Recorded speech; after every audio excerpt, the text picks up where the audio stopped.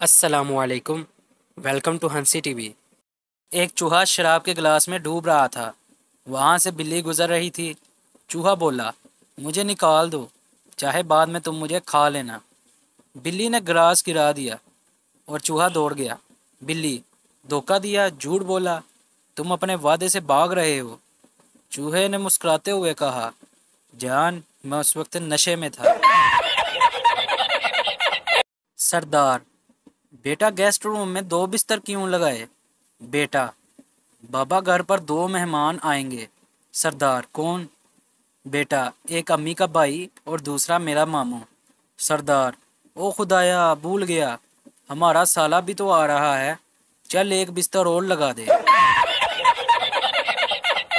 तो अगर आपने अभी तक हमारे चैनल को सब्सक्राइब नहीं किया तो जल्दी से हमारे चैनल को सब्सक्राइब कर दें ताकि हमारी आने वाली हर नई वीडियो आप तक पहुंच सके।